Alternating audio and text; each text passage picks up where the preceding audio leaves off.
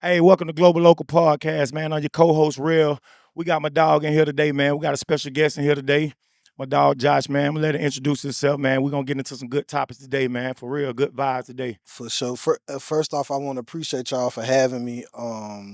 You know, well, we know how far back this relationship goes, so this is kind of like a full circle moment for me. So I definitely want to thank Don and Rev for having me. Been waiting to So, come on the show, so I wanted to be here, so I want to make it a good show, talk about some good stuff. So All right, yeah, so appreciate y'all, man. yes, sir. So for the people who don't know who you are, what you do, go ahead and tell us a little bit about yourself. All right, so music producer, been producing since I was a kid. Coming from Cordele, Georgia, the South Georgia area. A lot of people know me for the material that I did with Swayze over the years. You know, that's pretty much how I made a name for myself in the music space over the years, and been doing it since then, and I'm still doing it now. So you know, shouts out to Swayze, free Swayze, that's forever my brother. for sure. We made a lot of great material together, and we definitely left our imprint, on South Georgia and beyond, forever. So I'm grateful that I had the opportunity to work with him. Um, and a lot of people don't even know is y'all guys actually kind of help orchestrate that relationship and really get the ball moving behind it. So yeah, free Swayze, man, that's my brother for life. For sure. While we on that, I just want to jump straight into it. How did you and Swayze like relationship as far as music like come about? Cause y'all, to me, y'all had that sound just like you have a Gucci Man and Zaytoven. They just had that chemistry. Or you have you had that Josh did that and Swayze had that same type chemistry. So like what brought that about between y'all?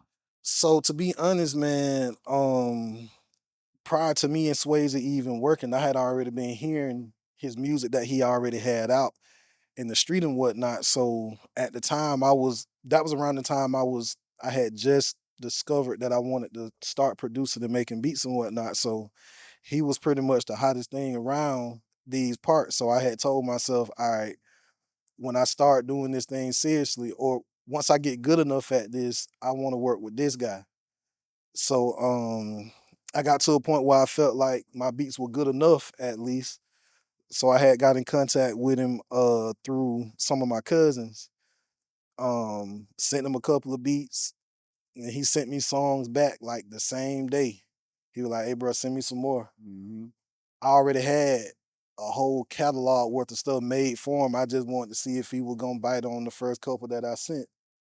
So once I did that, we just started working. It was like clockwork. It was almost like we had been working. How you felt getting them records back? Like, See, at the time I was so young, you know what I'm saying? Like I could acknowledge the fact that he was dope, but at that time I just wanted to have somebody dope rapping or singing on my work. So I was just excited just to be able to listen to my beats with lyrics to it. So again, I was at the time I probably was like 13 years old, like 12 or 13 years old. So I'm really a kid for real. mm-hmm. So I don't know nothing about nothing. I'm green to how the music business works for real. I'm just trying to make beats and just have people rap on. Gotcha. Yeah, down. So, it just developed into something that I didn't necessarily know was gonna happen, but it happened and we just built that bond. And then I later on found out that me and him are actually family for real. Hmm. He already knew it, but he was just waiting on me to figure it out. But he knew it before I did. Gotcha. Okay. So Hey, once we figured out the family element of it, we just really Locked in with each locked in and just kept it going. other. okay. Now I want to ask you, bro, like a lot of people, of course we're familiar with your work, but what can you let the people know, like, what are some of your top hits with Swayze so they know who produced them joints? Yeah, so I did Irrelevant, I did Full Throttle, I did I Sang, I did Can't Count 'Em All, Oh yeah. I did The big what else? I know I'm leaving songs out, because it's been so long. Let me What see. you do reflection? Move Out the Way, Reflection for sure. That's my all-time favorite record we ever did, that Reflection. motherfucker hard, that boy. She Appreciate it, appreciate it, appreciate it. yeah. Shoot, man, it's a long list, bro. So these one that you running down, See, if people real Swayze fan know Slum Entertainment fans, if you go back and was to check the catalog, these are like the main hits that Slip and Slide were choosing. These were the singles that they were Yeah. kind of pushing behind. And so Mhm. out of the other producer he was working with, it still ended up being your work Yeah. along with his work that started, that made it way to the front. Mm-hmm. So, that was just a good organic connection. Yeah, it was. I don't know, man. I think when it come down to it, and I tell people this to this day, like Swayze was the person that made me value being versatile. Like I didn't really know what being versatile meant until I started working with him, because he was rapping, he was singing. So once I seen that, that made me feel obligated to be on my shit more. You know what I'm saying? I'm like, okay, this dude can really do anything, so I can't be just in the Motivation. box type of producer. I got to be able to deliver all types of different vibes. So he was the one, and I don't even know if he was doing it on purpose. I think it was just me being so fascinated by his talent and his creativity. It made me feel like I got to be able to keep up with what he can bring to the table if I want to be his guy, his go-to guy. So, I forever give him credit for making me value, what I'm saying, not only perfecting my craft, but being able to do anything, being a one-stop shop. Like he taught me that. I got, You know what I mean? I got a question for you. Yeah, I heard you say you really been doing this since a kid. right. So do you remember in the analog era? I do. I do. Like when I first started this, I was working on an IBM computer, the big back joints. Mm-hmm. And I had like a little table like this in my room. I didn't have like a real computer desk. I had that big old computer screen, a little cheap old keyboard, and I was just pumping it out that way. So I done seen the game go from that to pretty much go fully digital. Now, of course, you can still use the analog and whatnot, but it's a different time now do, for do sure. do you still touch the analog? Like, are you a key player? Do you play keys? I do play keys. I'm not like a John Legend or nothing like that, but I can sit down and I can make it happen. You Gotcha, know what I'm gotcha. saying? So What you making your beats on? What you I use a M Audio, um a 61 M Audio MIDI keyboard, FL Studio 21. That's it for me. I've worked on NPCs and Phantoms and all that kind of stuff too, but my formula, what I need to get, the work done how I do it, I just need my keyboard and FL and I'm ready to go. okay then? Hmm. Hard. Well, yeah, man. I want to ask you, just like let the people know I saw you at Boosie crib. I know Yeah. you was at Young Blue crib. What was your experience working with them guys? What that was like?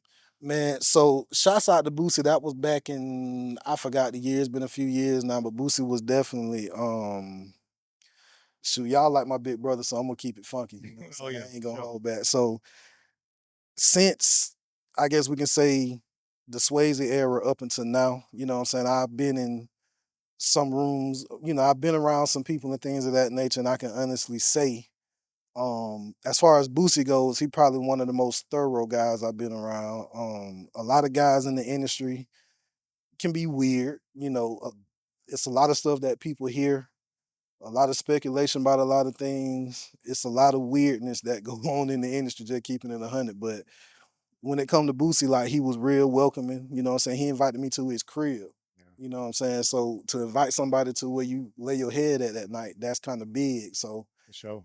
that right there kind of let me know he was kind of on a different type of time as far as just being a down to earth type of guy. Like I said, he welcomed me with open arms. You know what I'm saying? We got some work done. The music that we did, it didn't come out, but I didn't feel no type of way about it because I know how the game go. Like artists record hundreds, thousands of songs all the time, so everything not gonna come out. Come on. But the thing about Boosie is the music didn't come out, but he stood on business. It's like as far as the things that he was gonna say he was gonna do for me, what I wanted out the deal, he did that with no hesitation. So he got my respect forever, whether the songs came out or not. You got them chocho.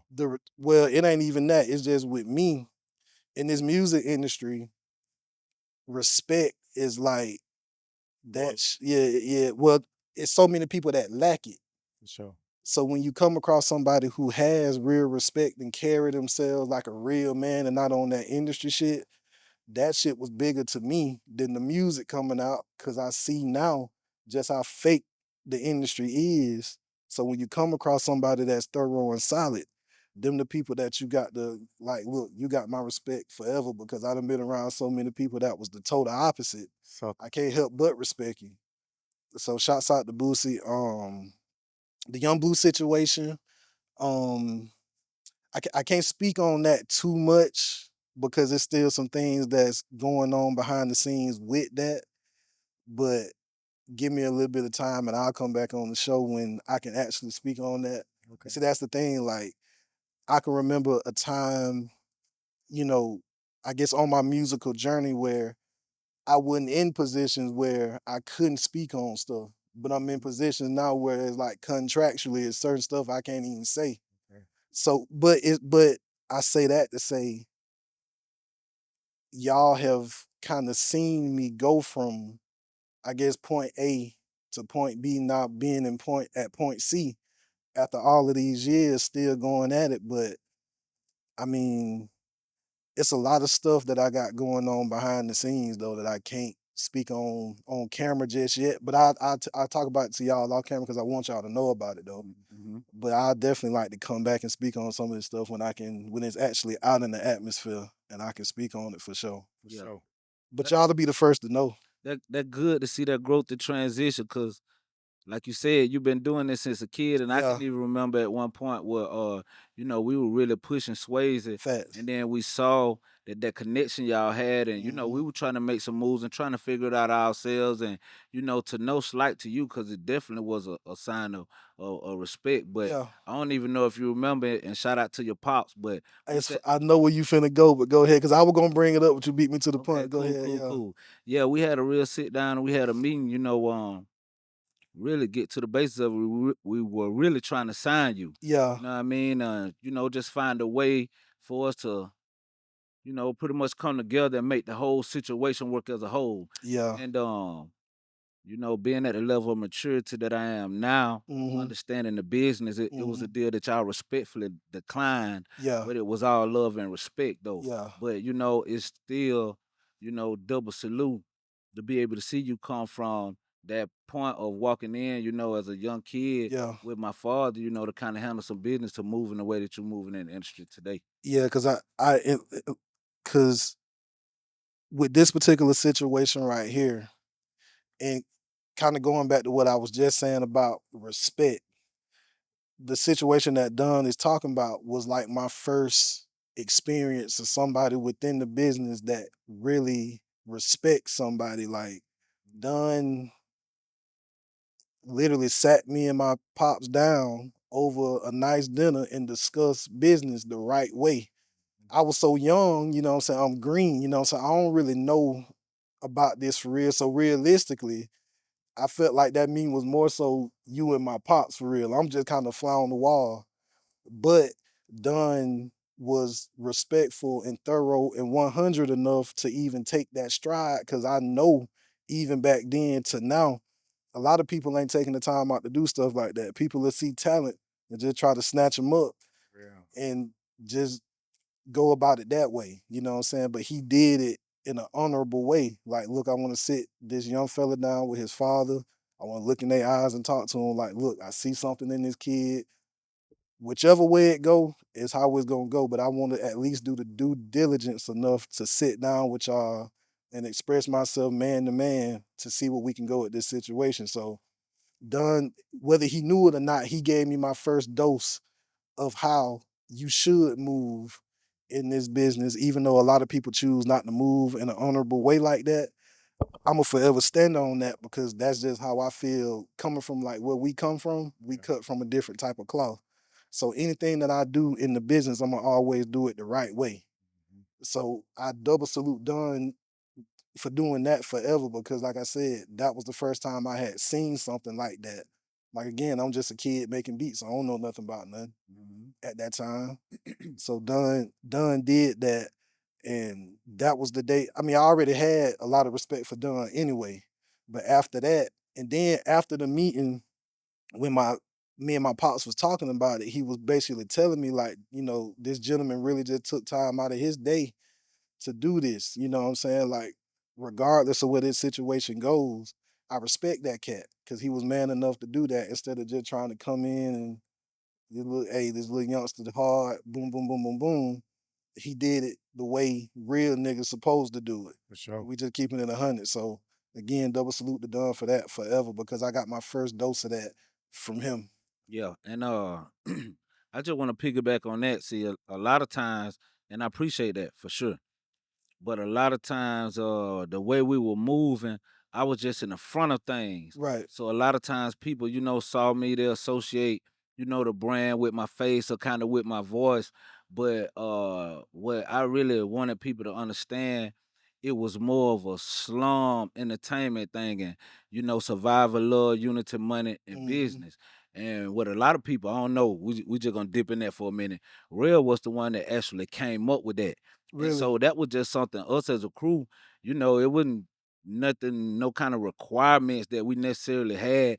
It was just love amongst brothers. We're gonna hold ourselves to a certain standard. You know Facts. what I mean? We're gonna move a certain way. We're gonna stand on certain principles and morals, and we're gonna hold each other accountable for that. So some of the interaction that you were seeing coming from me, that your pops was seeing were coming from me, was just an extension of our whole crew. Cause if you can't anybody that you come in contact with, this what we expect. This how we expect to move. This what Right. we expect from each other. You know what Right. I'm saying? So, Eh, I want to double salute. You double saluted me. Yeah. I want to double salute my team. You know what I Yeah, for sure, mean? for sure, for sure. You And know. one thing, and I'm gonna cut you off, but one thing about it, like, you know what I'm saying? Like I wasn't slum on paper, but in my heart, I felt attached to that Yes, sir. because not only just from working with Swayze, but how I was embraced by everybody. You Mm-hmm. know what I'm saying? Like nobody ever disrespected me. It was always love from day one. People that didn't had never even met me.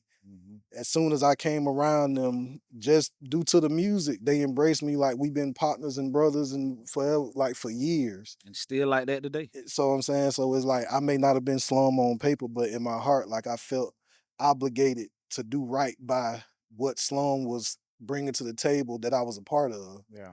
So I want to say that, man. I want to double salute your pops, dog, because we be here on our platform, man. We be big on being fathers and stuff. And I, yeah, I know your daddy, bro, like hmm on super solid, you know what I'm saying? yeah, And appreciate everything it. that he's instilled in you, you know what I'm saying? You still carrying that flag Yeah, today. And that's what we be looking for, man, trying to get these young boys to where they need to be. But yeah, I think, bro, like you definitely been that. You know what I'm saying? Like you appreciate it, say, bro. even though we didn't do the deal or whatever, you still were rocking with us. You Yeah, know what I'm saying? You and Swayze was doing y'all thing, but bro, you always been super solid yeah, for in sure, for sure. everything that you doing, bro. Like, but you already know we behind you. You Yeah, know what I'm saying? hey man, I can't thank y'all enough. And then I kind of want to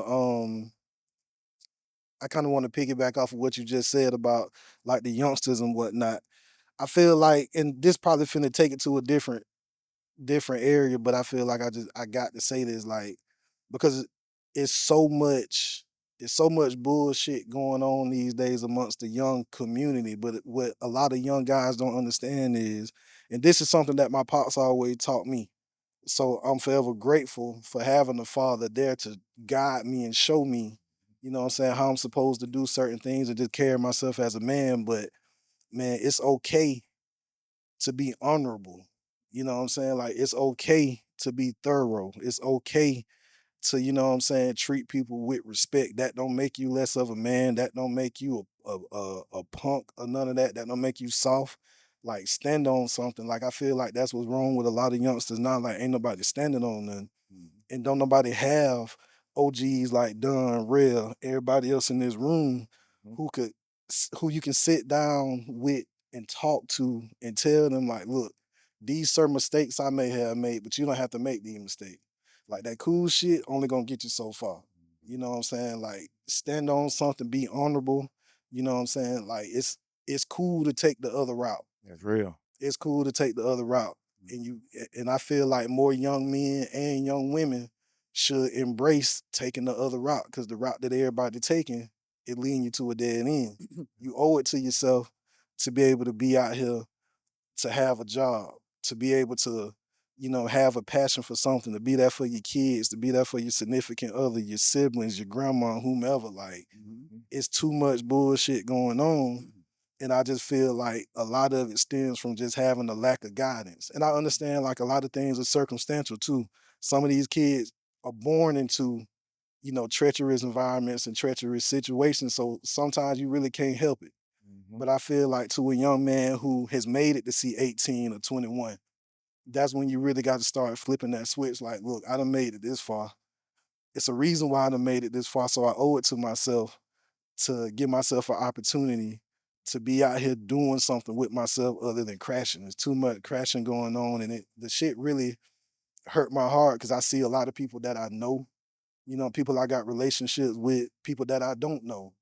Just a lot of unfortunate things happening, and it's okay to sit back sometimes and think through certain decisions that you make and things that you want to do. You know what I'm saying? I just feel like it's too many of us on the losing end these days, and we got to get back in the winning column. Like, Yeah. whatever it take to get over here, let's do that.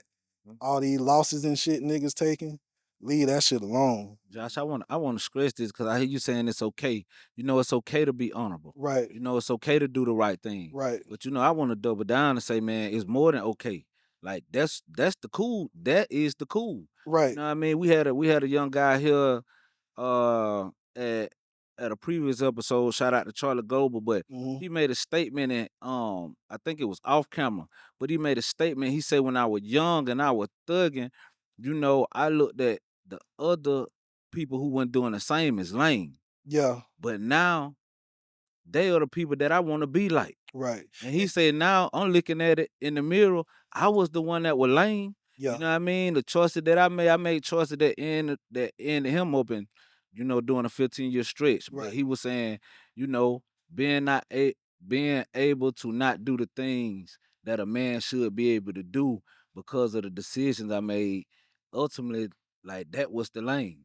You know what I It's mean? and So and I just want to say that I want our youth to know that it's more than okay. yeah. Like this is the cool. This Hmm. is the goal. You Yeah. know what I mean? To be able to be man enough to feel strong enough about yourself, to have enough confidence in yourself to where you don't have to make a decision based on whatever else somebody else is pushing. You know what I mean? You Yeah. can know exactly what's right and what's wrong and be able to stand on that. And I promise you it'll work out better for you in the end. And then no, that's 1,000% correct. And on top of that, like I just also want to say, like, you know what I'm saying? Like, ain't nobody perfect neither. I done made mistakes. You know what I'm saying? I'm still making mistakes. I'm still trying to figure a lot of stuff out about myself and about life. But I just feel like the key thing is don't lose sight of feeling like, you know what I'm saying, I can be something and I will be something. You know what I'm saying? Like it's a lot of people that done made mistakes and was able to, you know what I'm saying, get on the right track. Hell, I'm one of them. I done made a lot of mistakes that people don't even know about. You know what I'm saying? But again, I didn't let my mistakes define me. You know what I'm saying? I took all my mistakes as a lesson. I evaluated the mistakes, evaluated what I needed to do in order to put myself in better situations, and I just acted on it. But you know what I'm saying? Just me being a young black man, it does something for me when I see other young black men winning. You know what I'm saying? I don't have a hating bone in my body. I want to see everybody in this room thriving at whatever they choose to thrive at. But I feel like, you know what I'm saying, it's too many young black males and young black women that don't understand the concept of what it really means to love yourself first. When you love yourself first, then you know what I'm saying, like you're gonna carry yourself a certain way. You're gonna treat yourself a certain way because shit, I got something to live for. You know what I'm saying? I'm not about to let nobody deter me from reaching the past and the heights that I always seen for myself. Like, and I feel like we gotta start back putting that type of energy back into the atmosphere, which is another reason why I wanted to come on this show because it it bothers me when I see people go on like, different shows and podcasts and they know they may have some level of influence and they misuse the opportunity by speaking on some bullshit. Yeah. We can talk about bullshit off camera, Oh, yeah. but when that camera come on, you know what I'm saying, it's somebody watching that episode that look up to you. So that's your opportunity to plant something in them. It's a young nigga that might see this, or it's a young nigga that might watch whoever the biggest stars out there interviews. Get that young nigga something that he can take from that interview and apply it to his life. Don't tell him to get the goddamn watch or the chain. This shit don't mean nothing for real. I got this shit on because it's just a part of what I do. That shit don't mean nothing for real. Like, put your value and put your trust in something that can be solid and something that can withstand itself for the rest of your life. This material shit don't mean nothing. Of course, we like it, coming from where we come from. I grew up around like my dad and my uncles. All them niggas were clean. That's all I ever saw. So naturally, I wanted to be like that. So that's just a part of growing up. But don't let all this other shit define who you are. The cars, the clothes, the necklaces, the women, don't none of that shit mean nothing at the end of the day. See, Josh, see, this the thing though. See, I want to understand this also. Yeah. Two things. A lot of the knowledge and wisdom that you have, the way you carry yourself, come from having a father in your life, Right. your uncles in your life. Right. But a lot of our young black males are growing up without that. Right. So I feel like it's us as, the OG to be able to use our platform, Mm-hmm. be able to make the information, this type of guidance available to them. You Yeah. know what I'm saying? Yeah. Like, we got to be the ones to help raise the little 10-year-old that his pops not there. Mm-hmm. He locked up. He could have been on passed away or circumstances. Hey, they just might not be together. Right. You know what I'm saying? But it's up for us as the OGs in the community. And I see them all the time, man. We just talking about it, but I see them all the time. These guys that out here on these football fields with these kids, out here in these basketball courts with these kids, with our kids. Is a lot of them is the same guys that we went to school with. You know what I'm saying? Yeah. So I definitely want to double salute them too. But Yeah. yeah, man, for the youngsters out there that watching, anybody out there that watching, especially teenagers, young men, you can have all of this. And you know what I'm saying? I told dog, I'm sitting here looking at him, he dripped up, you know what I'm saying? I don't know now, but I'm gonna say this on camera, cock if out for it. Home ain't sold, home don't sell no drug, man. You know what I'm saying? Home don't move and do nothing illegal. Never have since a kid. And what I'm saying is you can have everything that you want to have. You can get everything you want to get. I mean, just doing it the right way. The most important thing I want to say about Josh that is that you already coming up, being that you had your father in your life, you already understood the assignment. Right. You already knew from what you wanted to be. That's why I be trying to tell young nigga, like, bro, you got to know what you want to do. Yeah. Don't wait till you 25, 30. You know what I'm saying? Don't Mhm. know what you want to do. It's going to help and make your life that much more easy. You know what I'm Right. saying?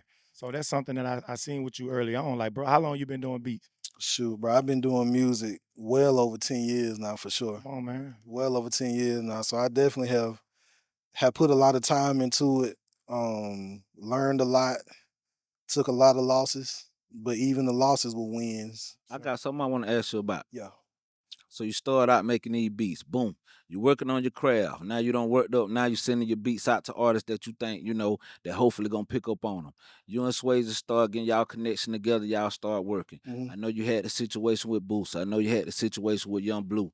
But I want you to tell us about working the executive role down with the record label in Miami. Yeah, so Slide Records. okay, yeah, so I spent some time in Miami. I was A&R for Slip and Slide. Mhm. And it was an interesting situation. Shouts out to Ted and everybody down there. One thing I can say about that, it taught me the real inner workings of the industry.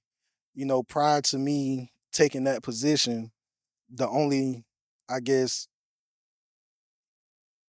the only practice I had within music was just on the production side. Mhm. So once I became an A&R, you know what I'm saying, that kind of forced me to switch gears a little bit. So it was a good experience, man. It's just one thing about the music business that I would tell an aspiring artist out there, producer, DJ, if you in media, whatever the case may be, just stand on what you stand on. It's definitely one of those businesses where you have to know, like, you're gonna be a rare breed once you walk in them doors and you standing on something. So a lot of people in the business that you're gonna meet that ain't standing on nothing, they just care about the dollar at the end of the day, but the dollar only gonna take you so far. Again, you know what I'm saying? I know for a fact I done had a lot of bridges burned because I stand on something. Yeah. You know what I'm saying? I don't care what's at stake. I'm never gonna compromise myself just to get a deal done. If it go against what I feel is right and what I stand on and what I believe, fuck it. You know what I'm saying? Like that's what I would tell anybody. Like it may take you a little bit longer. So be it. You know what I'm saying? Ride the wave, enjoy it, because the longer it take, the more you're gonna learn. Yeah. And also, you know, when you know what I'm saying, get to a point where you may start to feel discouraged because it may be taking a little bit longer. Still stand on what you stand on, because once your name on that paper, once you sign your name on that paper, it ain't really nothing you can do. Yeah, you're You know what locked I'm in. saying? You locked in, so Cut. figure it out. You know what I'm saying? Go through your trial and error. Got a question, bro. Yeah. What about what about like any up and coming producers? Like how do producers go about promoting their beats? How you go about putting it out there that you're a beat maker? How that work? Well, for one, definitely use social media to your advantage. You know what I'm saying? Social media is powerful as it's ever been. And I can honestly say, like, I've never really been the type of guy that's just crazy about social media. If I didn't do music and some other things that I got going on, I probably wouldn't even be on social media. But for the sake of what I do and what I'm trying to accomplish, then you definitely want to make sure your social media presence is, you know what I'm saying, pretty consistent. And also networking. Um, don't be afraid to reach out to people. The worst thing that can happen, they probably gonna just leave you on red, or they may not want to do business with you, but you just never know. Keep on shooting, because at the end of the day, somebody can recognize the talent. It may not be the people that you want to recognize it, but it may be somebody valuable that'll be like, okay, it's something in this young man or it's something in this young woman that we believe in. So it could take you to a whole nother level. But yeah, don't be scared to network. Um, and also I had to teach myself this. Don't be afraid to collaborate with people. You know, I guess coming up in this game from a real young age, I always felt like I just had to do it by myself.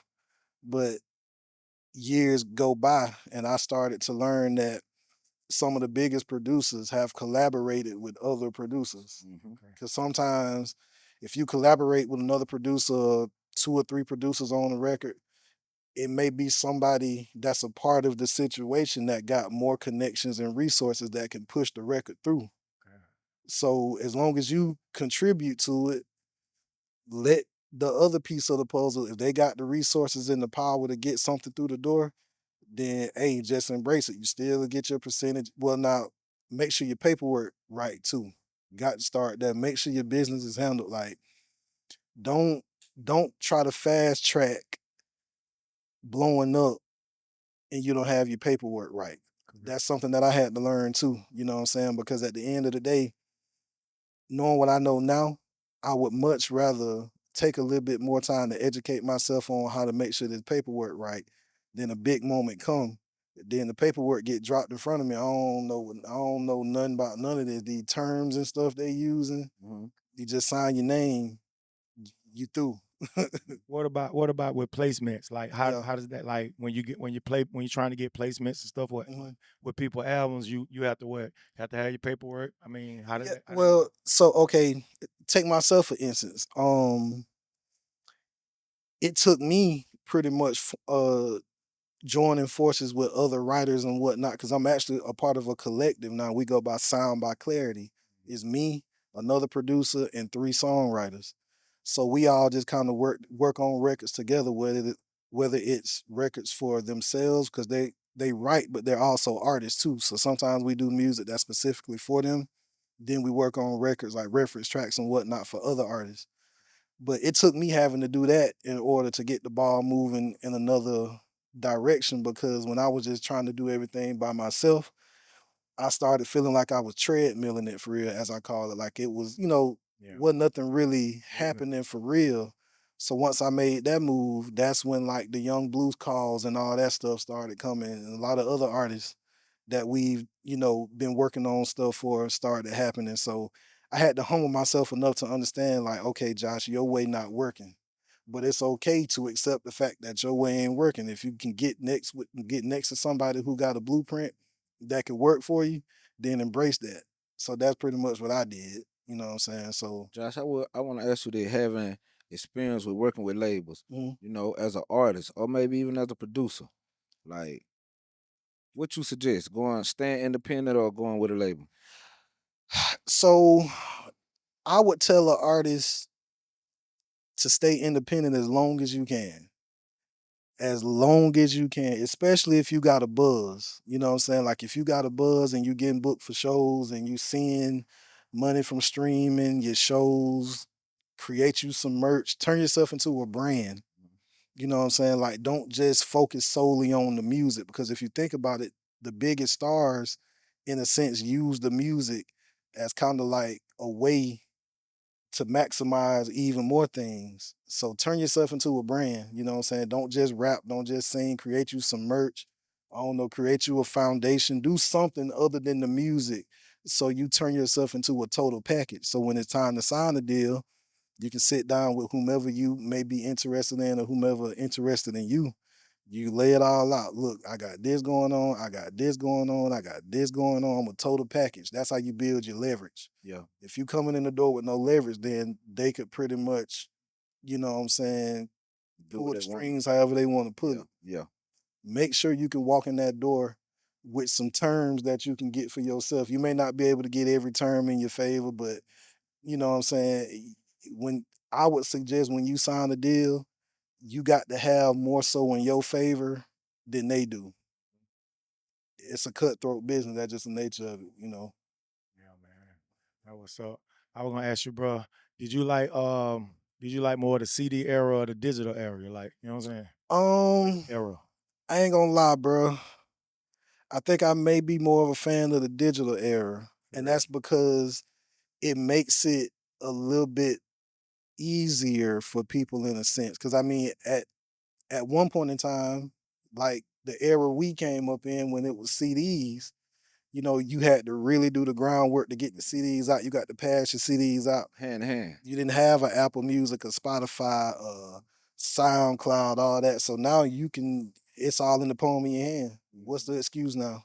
It's You true. either working or you're not. Now everything not gonna work, it's still gonna take some time, but use the tools that we got now, you know what I'm saying, to advance within what you're trying to do. So I would probably say the digital era now, but I do appreciate the CD era for sure though, because I guess I'm one of the lucky ones that was able to experience both of them. So I was able to take things from that era and apply it to how things are being done now. But you know, it's about evolution too. You know Right. what I'm saying? Like we don't necessarily make the rules. You But if know, you want, people. but Go ahead, go ahead. but if you want to be a part of this game, then know how to maneuver through it and Cool. just accept the fact, like, look, this is what it is. You can't you can press up 10,000 CDs now, but who got CD players in their car? A lot of cars ain't even got CD players no more. Yeah, yeah. So just figure out how to make it work for how things are working now, and then just use it for what it's worth. I want to ask you this. Yeah, All right, so being into music, if you just look back over the times, just say they started out, with the record player, yeah. and then they moved to cassette tapes, right? Hmm. Then they moved to CDs. So now we're in the digital era. Now we're in the digital era. Do you see it going anywhere further, like 10, 20 years from now? What you think gonna be the next innovative move in the music, and how it's gonna be a direct to consumer relationship? It's I feel like it's definitely gonna go somewhere else. Where I really don't know. But when you look at like the advancement with this AI thing and all this type of stuff, it's gonna go somewhere because of that. Um, I just hope that it don't go too far. Cause I'm one of the people, I ain't gonna lie, I feel like technology done came too far. I think it's too powerful. Mm-hmm. But that's a whole nother topic. But you know, it's definitely gonna change again. And I feel like it's already happening now. It's just a lot of the changes that we will see, we not seeing them right now, but I definitely feel like the higher ups in the industry are already trying to implement new ways of doing certain things. And I feel like they probably gonna try to do it in a way, of course, how the industry work. Everything that they create, as far as like I guess like the new rules or the new standards within the industry, it's always gonna be in their favor. Mm-hmm. So I would tell the young artist, the young producer, the young DJ, go ahead and start figuring out ways to offset what they gonna try to put on the table for you. Yeah, that's right. That's right. You know what I'm saying? Like, and a lot of people be scared to put that type of stuff out there, but it's like, man, you know, I'm one of them people that feel like the industry don't have to be how the industry is. The industry was, you know, people made a decision Yeah. to make a lot of these rules and guidelines for the industry, but which is another goal of mine. Like one day I want to officially start my own label, but I want to do it different. You know what I'm saying? I ain't trying to have nobody locked up in deals they whole life. They ain't letting them out they deal. Like, hey, if you do business with me, if it ain't working, cool. It ain't personal. We tried, it didn't work. I still want to see you win.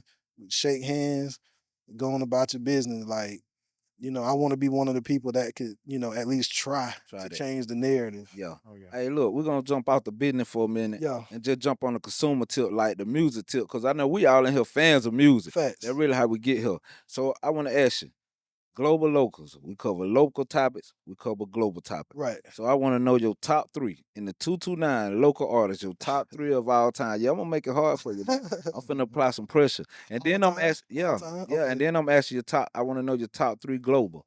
Okay. But from the time you've been listening to music to the day, if you got to narrow it down to three artists out the 229, they the only three artists you can listen to. Who they gonna be? It'll have to be dang. Pressure. Oh man, that's a hard one. I'm gonna have to go with Swayze. Of course, Swayze for sure. Um, and I'm gonna have to go with Smoking Sean J. Phil Mob. That hard. That hard. Yeah. Okay. I feel like to this day, matter of fact, I done seen Sean J like go in the booth and just start freestyling off the top of his head, bro. He one of the coldest I ever seen do it. Oh. If And a you lot count Field Mob as one in one group though, throw you one more in there. okay, Who'll be that's a the third? fact. They are a group. Okay. Get cool. Get Cool. All right, Get cool. cool. Yeah. Cordele George in the building. Yeah. Shout out to Get Cool. And a lot of people don't know this either. A lot of people don't know this either, but so Get Cool Studio was the first real studio I ever been in. And this was before I was even making beats. My uncle had took me to his studio one day and did like again, I had no prior knowledge to beat making or nothing like that, but it was being in the studio with him. That's when I don't know. It's like a switch was flipped, and I said, I want to do this. Like I was so fascinated by seeing him at that mix board and at that beat machine. I was just a kid, a fly on the wall. This back like in the UGB days and all that early on. Mm-hmm. So yeah, that was the first real studio that I was in, and from that day on, that's when I told myself I'm gonna figure out how to do that. Shout out to Get Cool. So Shouts out so to you went Cool. you But it's a lot of people that I didn't name because that was a hard question to I answer. gonna give you two more. I'm gonna throw you two Come more on. in there. Gonna make it 5. Y'all done and real Appreciate it. And for sure. I appreciate it. And I didn't even feel like I was an artist. I just rock with Don. Don was the reason I was an artist. Yeah. Now, both of y'all are dope. Like I consider both of y'all to be what I call wordsmiths. Like both of y'all know how to get y'all topics off in a certain way that connect with people. Connected with me for sure. I guess I can't speak for the next person, but for Appreciate it. me, a lot of the music that y'all done over the years, even the recent project, resonated with me differently. But again, I know y'all personally, so I know the type of guys that y'all are. Yeah, So it's a little bias. It's a little bias in there. well, I won't even say that. I think with me, it just adds more authenticity to it. Mm-hmm. Like I said, I know y'all, so you I really know know y'all what's ain't going just on. getting behind the mic, just saying something to make it sound good. I Yeah, yeah. really know y'all, so I know it to be thorough. I know it to be 100.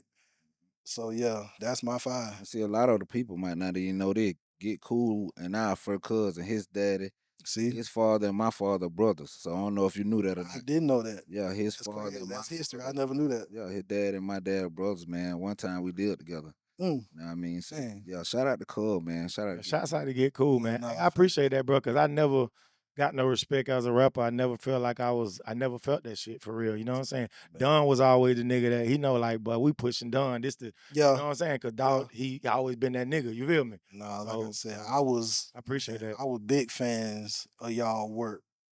And then just being in a position to see it firsthand, that's what made it even harder to me. Mhm. I'm like, shoot, I'm building a relationship with these guys, but I remember I just used to be a fan. I'm Mhm. just listening to it. So to actually be able to sit down and talk to y'all and know y'all for all these years, it just made my fandom for y'all even that much more deeper because it's like I know these guys. Okay. You know what I'm saying? So yeah. Hey, Josh, who you fired global though? I already know who you got number one. Me knowing you, I know who number one is. I should say it for you, but I'm gonna let you answer your question. Do your thing. So we Global. talking present day, Yeah. past or just Nah, all All time, time. all time, Your baby. all All time, time. your all time best, your all time favorite artist. okay. No particular order, but I'm a big Snowman fan. Duh. Drake, Snowman, Drake, Outkast, Big Andre, Mhm. um, Pluto, and all time. This one a little left field, but Sade. I'm a big R&B guy. Okay, So cool. I fuck with R&B heavy. So I listen to Sade when I'm just by myself chilling, just mellow vibe. Man, listen. Last night I was on that drink, man, on my level, and I would listen to the R&B all on my Snapchat. Anybody who know me, I was singing all on Snapchat last night. So that brought up the question I want to ask you: do you think R&B is dead? Like real, true R&B? I don't think R&B is dead. I just think R&B as we knew it may be a little kind of passe now. I think people are just doing it differently now. Like you got, your Party Next Doors and your Bryson Tillers, they kind of make like what they call like that late night dark R&B. It's still R&B, but it's not like the slow jam, the Mhm. Keith Sweat, the R. Kelly type of R&B. Mhm. So I don't think it's dead, but it's still a lot of dope R&B acts out there that make what I would consider to be like traditional R&B music. It just may not get the mainstream push that it probably deserved, but I don't think it's dead though. I just think music as a whole has evolved into something else. You know what I'm saying? Like it's so many different genres now. It like you can't really just say it's a hip hop and R&B no more. You got trap rap, you got drill rap, you got melodic rap, you got it's so many different types of music now.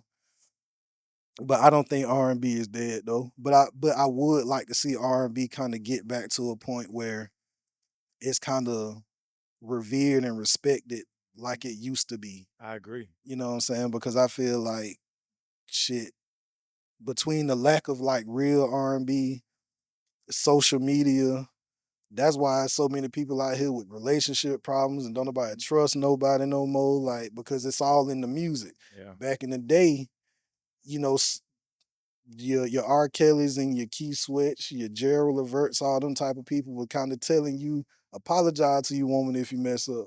Now they telling you, go fuck somebody else. Yeah, You know what I'm saying? It Making it just, cool. yeah. yeah, like it's just different times. So I would like to see more of that type of R&B come back to add more balance in the atmosphere. But you know what I'm saying? That's the way it's seeming right now. That might be a while. Ain't nobody telling nobody to stay together these days, man. Right. I be preaching that stay together, man. I don't stay together. Yeah. You know what I'm saying?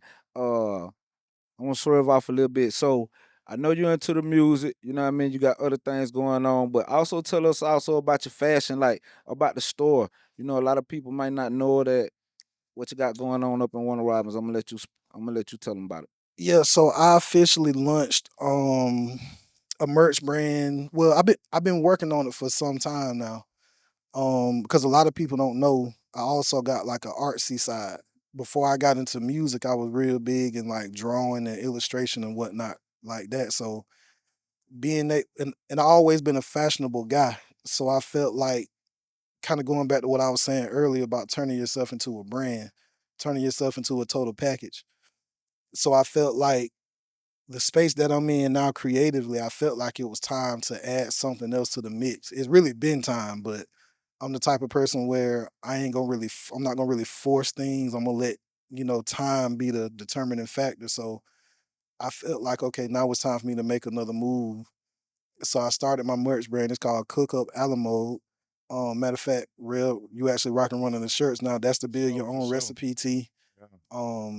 But yeah, like a lot of people didn't know, like I had an artsy side, so I do a lot of the designs and stuff for the shirts. I kind of do it myself. I collaborated with a graphic guy that I've been knowing for years. Shouts out to my boy Sherrod. But yeah, that kind of gave me an opportunity to not only, I guess, incorporate something else, to the into the mix of what I had going on, but it gave me an opportunity to get myself back to like my art side as well, and kind of put to the forefront that I got an art side too, like that design for that shirt. Like I did all the sketching and stuff myself.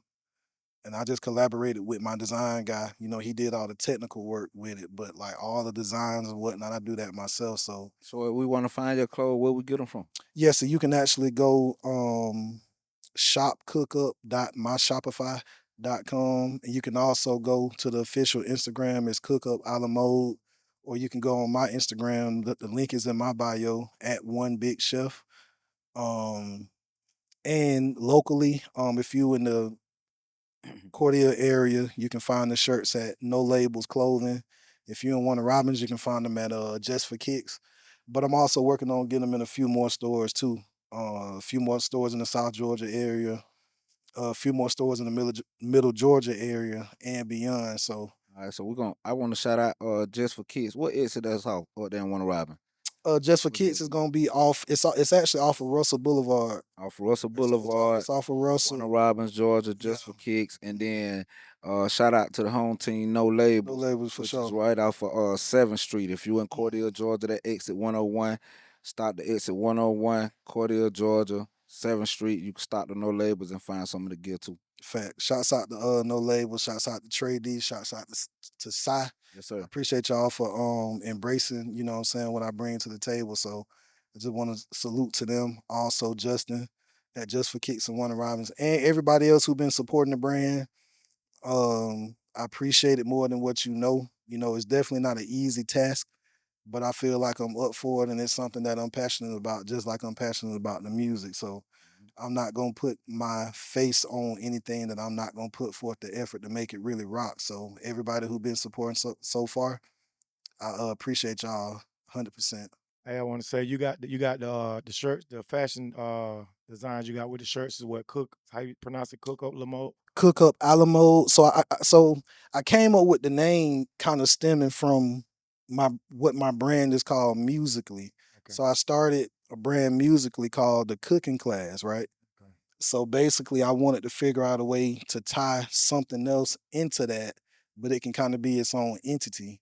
So I just kind of incorporated the cooking element of it and the a la mode element of it. Like if you look at the design of the shirt, like most of the shirts is kind of going to be based off of like somewhat of a food or cooking theme to kind of still tie into the music, but it's still gonna be its own entity in a sense. But that's kind of how I formulated the idea in the name.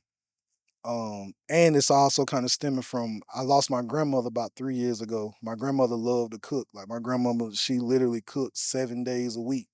You know what I'm saying? So it was a bit of the music aspect, then a bit of just something I seen every day growing up as a kid. My grandmother always cooking. Well, really, both of my grandmothers cook a lot. So there's a lot of different variables that went into it, but I just wanted to create something that I felt was original, something that meant something to me, and something that I can really tell a real story behind. So that's pretty much why I came up with the idea of the name and whatnot, just tying a bunch of things together.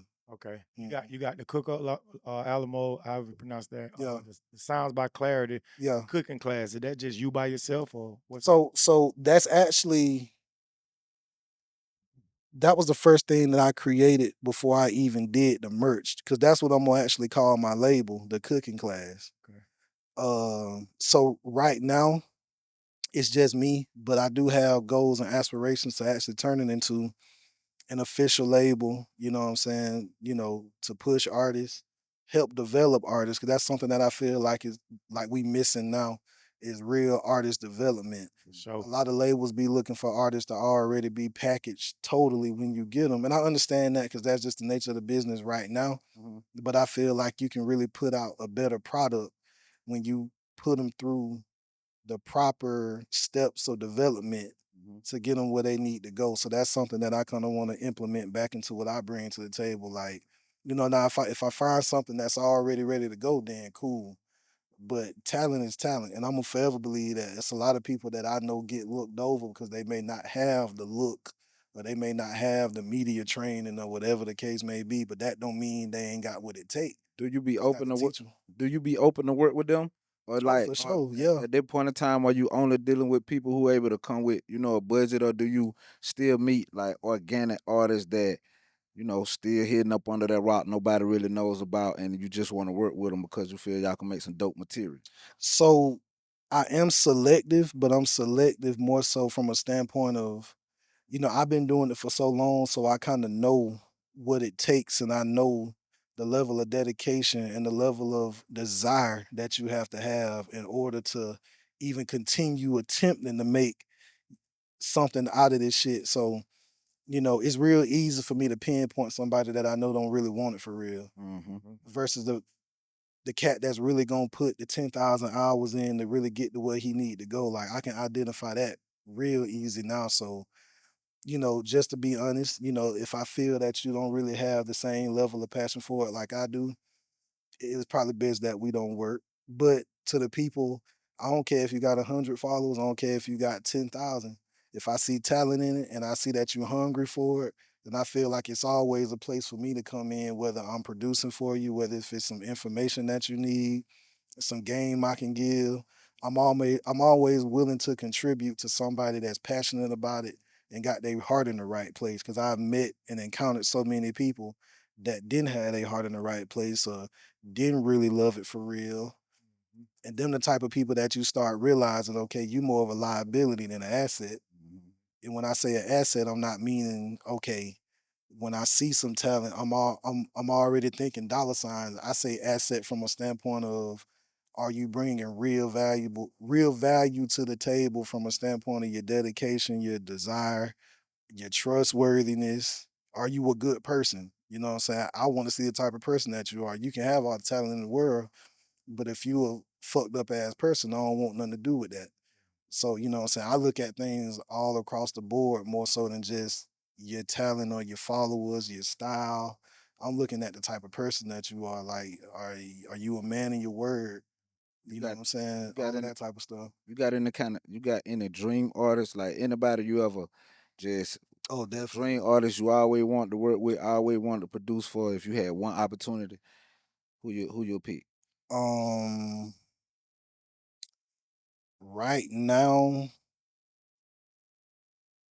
right now, it'll definitely. If I had to work with anybody right now, it'd be Chris Brown.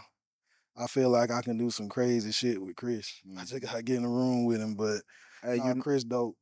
man, Chris Brown. It's crazy you say that because well, some of the people out there may know, but a lot of people may not just know the role that I played in music. So just you know, um, having that ear, right? Hmm. I can listen to the reflection. Right. Some Sways and other records that, if you know what you're listening to, you could change the voice. A lot of these records could be hits for artists Oh like Chris no, Brown no, right now. definitely. You know Like what I it's a mean? lot of songs that me and Swayze did, some that we put out, because I got the whole vault of what a lot of the world didn't hear. A lot of them songs to this day could still work for somebody else. For a lot of people, y'all should keep doing that, bro. I Yeah. mean, your production and his pen game Hmm. together, you know what I'm saying? Just like how you were saying you collaborated with the Yeah. other producers. Like, shout out to Dog, man. Again, Free Swayze, but it's always I ain't gonna say it's always, but a lot of time it's a window with being an artist, especially Facts. a rapper. You know Hmm. what I'm saying? Hmm. So it's a unlimited time of music or unlimited just an unlimited having access to an unlimited amount of artists when you're a writer or you're a producer. Because Right. people are always coming, new artists is coming every day. But when you're a writer, you're a producer, you can already have hits that right there waiting for them. And Mm-hmm. I just want to shout y'all out and plug y'all in, man, to the right people who may be seeing this. Y'all a tag team that really got hits. These boys really already got hits for you if you're looking for hits. Yeah, it's and that's pretty much the space that I'm in now. Like I don't chase the big placements, you know what I'm saying?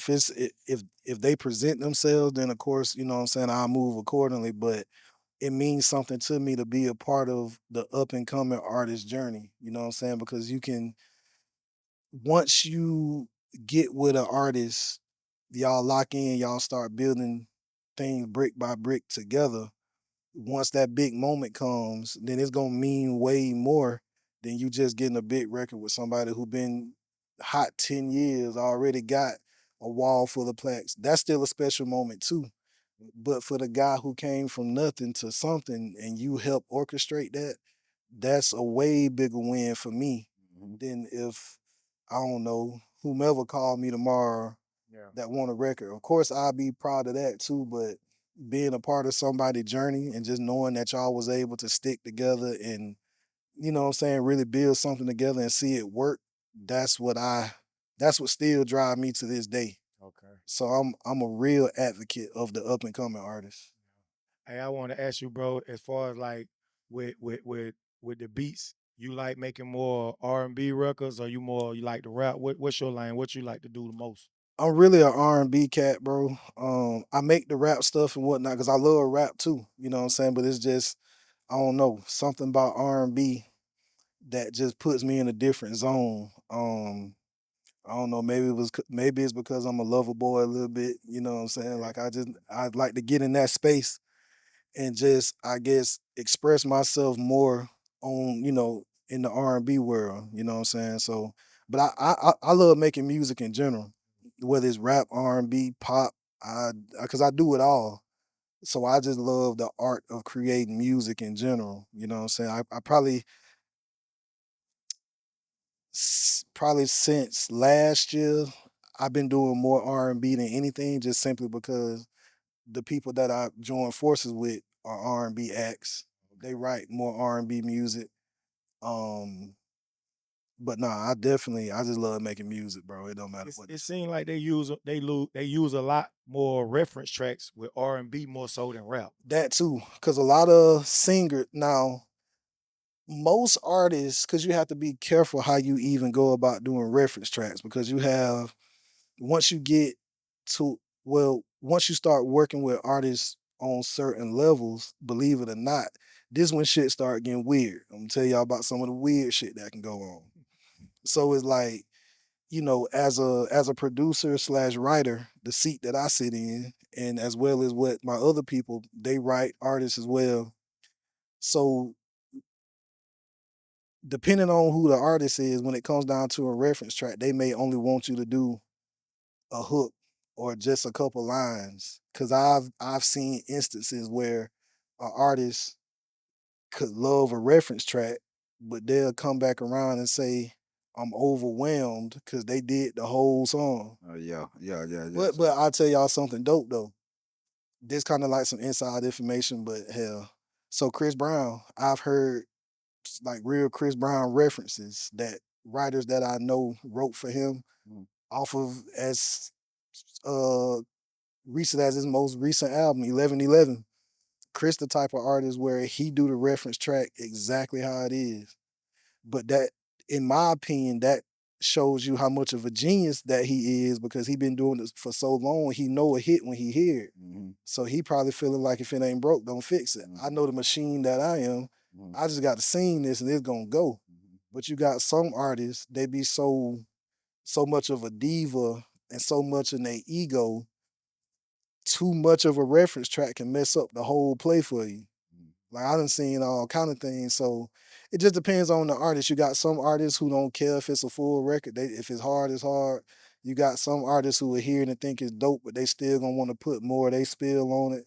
But you gotta respect that too, because everybody be creative. So different creatives move different ways. But it's like a lot of people. And then some artists be so in their feelings. If they hear somebody that's a dope writer that did a dope reference track, they may not do it simply because they think the person who wrote it and did the reference track better than them. Yeah. So they'll start feeling like, okay, I don't want him to outshine me. So that's something that we done encountered with my collective. Like certain people be intimidated by the reference track. But in my mind, you should want a good reference track. So that make it easier for you to know True. how to, you know what I'm saying, How to put together a how to hit. put, yeah. But nah, it could really work against you if the reference track too good. Seem like you're making their job easier. You know what I'm saying? That's what it seems like. That's what you would think, right? But it don't always be that way. But Josh, again, if you had a young creative, a young rapper, a young R&B singer, a young producer, a young artist, drawing, clothing line designer, because we always trying to connect with the youth and give them some game, right? right. So if they 14, 15, 16, 20, what advice would you tell them in order for them to help be successful in their endeavors? Like, what kind of game would you give them, man? You want to make some money doing this? Yeah. What, So this is what you need to do. the thing that I would tell a youngster at this point is to, well, for one, you got to have like an extreme level of belief in yourself. Cause you're gonna have way more people telling you that you can't do it than people who gonna tell you that you should do it and can do it and really support you. So already make up in your mind that you got to have thick skin. And you know what I'm saying, in life, especially when it comes down to business and trying to elevate in any industry, you can't really take nothing personal. Because you got some people who really do feel like, okay, if I'm sitting all the way up here, why should I have to listen to what you say all the way at the bottom? Now it don't that don't make it right, but that's how some of these industries work. So you have to already have it made up in your mind, like, look, you know what I'm saying? I got to have thick skin, I got to stay the course. Like I can't let adversity deter me from still pursuing my dream. Because, you know what I'm saying, at the end of the day, as long as you keep on shooting, you know, something eventually gonna happen for you. And then on top of that, just keep your heart in the right place. You know what I'm saying? Like don't lose yourself within nothing that you pursuing.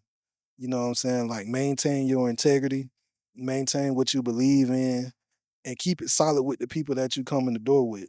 You know what I'm saying? I done seen so many instances where, you know what I'm saying, people can come in together, then the industry break them apart, or egos get too big, people go their separate ways. But you got to think about it. When y'all was in that closet recording, or when you was in your room drawing some or studying, whatever you doing, it wasn't no ego. You just knew you wanted to make it. So keep that same mindset in a sense. Like, because at the end of the day, the higher up you go, the more and more people you not gonna be able to trust. So why not keep it solid with the people that you come in the door with? Y'all know each other. Y'all probably done had your hit, you know, done had your run-ins, your arguments, but still, them the people that know you and you know them. And most times, you know, sometimes your day ones can burn you, you know what I'm saying? But if you got some solid people that you come in the door with, stick with them people, learn together, elevate together, you know what I'm saying? Get the knowledge together so everybody can be a force. You know what I'm saying? If you got somebody out there who want to work with you now, like, how would the people get in contact with you? Just hit me up on IG, man. One Big Chef, that's BIGG Chef, CHEF. And just reach out to me, man. And Like if we I'm want to check out some of your work, want to check out some of your music, where we go find you? Yeah, shoot, you can Apple Music, you know, pretty much all the streaming platforms, YouTube. Um, Shouts out to my group mates. Shouts out to my guy After Hours. Let them know your tag too, My your producer tag.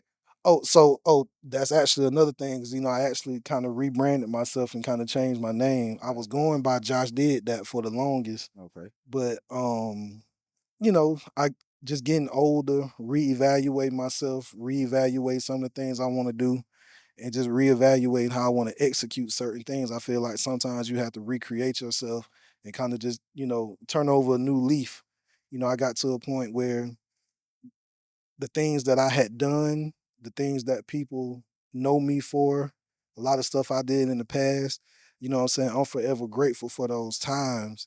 And it'll forever be a place for the past. But I just got to a point where I wanted to really just start over with a clean slate and just take a new direction because I had got so much new knowledge and new relationships and whatnot. I didn't want to kind of go into a new space, so to speak, carrying a lot of the Old energy. old energy and Yeah. stuff like that. So decided to change my name, which is why I changed my name to Big Chef. Gotcha. And that name was really kind of given to me in a sense. Somebody had said that to me one day because we was talking about like the music and how I wanted to start the label with the cooking class and all of that type of stuff.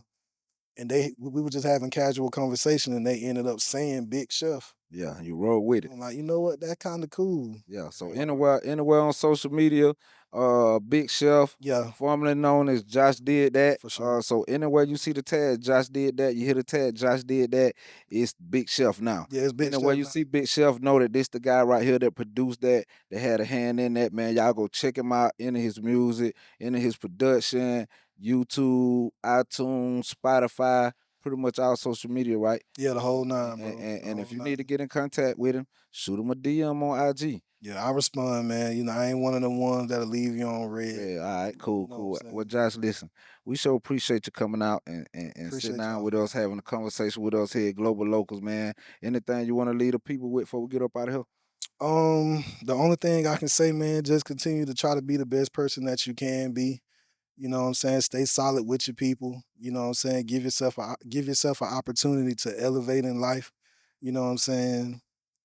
Just be thorough, man. Don't be fake. It's enough fake people out here, and it's too many fake people that winning. I ain't got a problem with people winning, but it's kind of like, you know what I'm saying? I like to see people with some integrity out here thriving. So, you know what I'm saying? Just keep it solid, man. Yeah, for sure. Hey, dawg, we do our hip hop question, man. Before we get, you know what I'm saying, every show. Before we Yeah. get out of here, I just gotta ask you a few hip hop questions before we get out of here. Okay. It's like this or that. Which one you choose? Okay. Jeezy or Future? Dang. What you got? What you got? Oh man. I'm gonna go Snowman. Drake or Raw Wave? You must have calculated. You did what calculated. Man, Damn. the people need to hear this, man. Who you got, man? What you got? I'm gonna go with Drizzy. Okay. Rick Ross or 50 Cent? I got to go with Rose. Okay. Monica or Beyonce? Uh, I like when a nigga pause. I like that shit. I'm gonna go. I got to go Beyonce, man. It's just, how can I not go Beyonce? Okay, you don't want to be high to get you. All right, I can do that. All right, last one. Outkast or UGK? Cass. You hard, boy. But hey, I'm mad at you about that Outkast shit. I don't know, bro. Like I just remember, like I don't know. My uncle used to be booming that ATL and was in the Regal when I was a kid all the time. So but I love UGK though. Yeah. But 3000 and Big Boy just different to me. Yeah. But shout out to Pimp and Bun for sure. Yeah, for sure, for Yeah, sure. that hard. But yeah, man. Hey, shouts out to Josh, man. Everything you got going on, man. We're gonna continue to rock with you, bro. We've been with you ever since day one, man. You're doing your thing, bro. We double salute you over here. Appreciate y'all. Shouts out to you and your parents, man. We proud of the man that you have became, dog. Appreciate it, Hey, bro. we've been with you and we're gonna stay with you. Keep doing what you do, man. Global Local Podcast. We gone. Thank you.